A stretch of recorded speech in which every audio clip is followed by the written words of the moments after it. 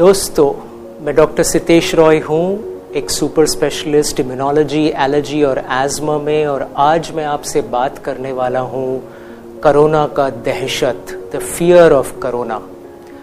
जैसे आप प्रॉबली अभी तक जानते हो कि ये डिजीज़ ने 750,000 लोगों को वर्ल्ड वाइड अफेक्ट किया है और 37,000 लोगों के जाने ली है। और इस बीच लोगों के अंदर ये बहुत बड़ा पैनिक और फियर फैल गया है कि वो सब इस बीमारी के चपेट में आएंगे और उनकी जानें चली जाएगी। जबकि मैं आपको बताना चाहता हूँ कि अगर हम सिर्फ 19वीं और 20वीं सदी को देखें तो सिर्फ इन्हीं सदियों में करोड़ों लोगों की जानें अलग अलग महामारियों से गई है। जो स्पेनिश फ्लू बोल के एक इन्फेक्शन था 1918 to 1920 में, उसमें अकेले पूरे दुनिया में 5 करोड़ लोगों की जानें गई थी। उसमें से 1.7 करोड़ लोग थे और बहुत कम समय में उनकी जानें गई थी। वैसे ही एक स्वाइन फ्लू का आउटब्रेक 2009-2010 में हुआ था, जिसमें तकरीबन 5 लाख लोगों की जानें गई थी। वैसे ही अगर आप 20वीं सदी 50s और 60s में एशियन फ्लू और हांगकांग फ्लू, इन दो फ्लू के इन्फेक्शंस के आंकड़े देखोगे तो 10 से 20 लाख लोगों की जिंदगी इन फ्लू इन्फेक्शन से गई थी। बट क्या आपने कभी इन बीमारियों के बारे में सोच के इतना भय अपने भीतर पाया है? नहीं। अगर आप नॉन कम्युनिकेबल डिजीजेस को देखोगे, ट्यूबरकुलोसिस हर मिनट एक इंसान को पकड़ता है और साल में कम से कम 20 लाख लोगों की मौतें ट्यूबरकुलोसिस रिलेटेड इन्फेक्शन से होती है। 3.5 करोड़ लोगों को मलेरिया होता है हर साल। मीजल्स के कारण से 150 साल के टाइम फ्रेम में 20 करोड़ लोगों को ये इन्फेक्शन हुआ था। अगर आप नॉन कम्युनिकेबल डिजीजेस के बारे में सोचो तो कार्डियोवैस्कुलर हार्ट डिजीज के कारण से लाखों मौतें हर साल होती है। वैसे ही आप अगर डायबिटीज लोगे या आप अगर कोई भी दूसरा क्रॉनिक डिजीज जैसे क्रॉनिक ऑब्स्ट्रक्टिव पल्मोनरी डिजीज लोगे तो इसमें लाखों लोगों की जानें हर साल जाती है। बट क्यों हम इन सब बीमारियों के बारे में नहीं सोचते या नहीं सुनते?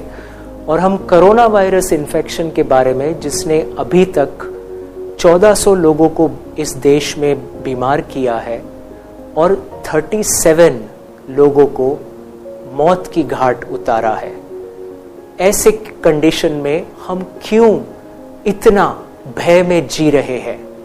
हम पहले भी महामारियां देख चुके हैं, हम पहले भी बड़ी बड़ी बीमारियों से जूझ चुके हैं और हम उन सब से बाहर आए हैं। तो मेरा आपसे ये अनुरोध है मित्रों कि इन बीमारियों से डरिए नहीं। जो कहा जा रहा है वो कीजिए।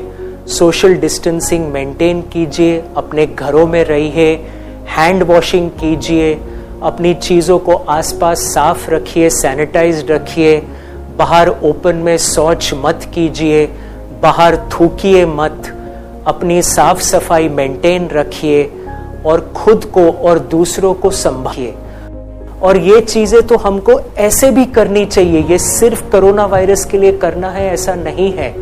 तो अगर हम हमारे सेहत का और हमारे इम्यून सिस्टम का और हमारे डाइजेस्टिव सिस्टम का सही ख्याल रखेंगे तो हम कोरोना वायरस इन्फेक्शन के उन परसेंटेजेस में आएंगे जहाँ पे 80 to 85% लोगों को माइल्ड इन्फेक्शन होता है या एसिम्प्टोमेटिक रहते हैं, जहाँ पे उनको कोई तकलीफ नहीं होती और उनका प्रतिकार शक्ति, उनका रोग प्रतिरोधक शक्ति उस बीमारी को सक्सेसफुली फाइट करके शरीर से निकाल देता है। और ऐसे सिचुएशन में अगर खांसी, दम लगना, बुखार, ये सिम्टम्स एक्चुअली बढ़ते हैं तो right medical care, right testing, right isolation या सेल्फ क्वारंटीनिंग और ऑब्जर्वेशन से आप बिल्कुल इस बीमारी से बाहर आ सकते हो। तो ये पूरा क्रिएट किया हुआ जो भय है, जो फियर है, जो पैनिक है, इसके चपेट में मत आइए और खुद को कॉन्फिडेंट रखिए भरोसा रखिए कि हम इन सब चीज़ों से बाहर आ सकते हैं with the right care, with the right precaution and with the right steps। तो उसी के साथ दोस्तों सेफ रहिए, अपने घरों में रहिए, अपने घरों से अपना काम कीजिए, खुद को सेहतमंद रखिए, व्यायाम कीजिए, अच्छा खाइए पिए, खुद को वेल हाइड्रेटेड रखिए, ठंडी चीज़ों का सेवन ना करें और अपने आप को हेल्थी और हैप्पी पाइए। हम इस महामारी से भी बाहर आएंगे और हमारे प्रशासन को हमको पूरा कोऑपरेशन देना है और हमको हमारा रिस्पॉन्सिबिलिटी, हमारे स्टेप्स खुद के लिए, हमारे परिवार के लिए, हमारे सोसाइटी के लिए, हमारे देश के लिए करते हुए हेल्थी रहना है। इसी के साथ मैं आपको अलविदा करता हूँ। Jai Hind, stay healthy, stay happy, be immune, take care.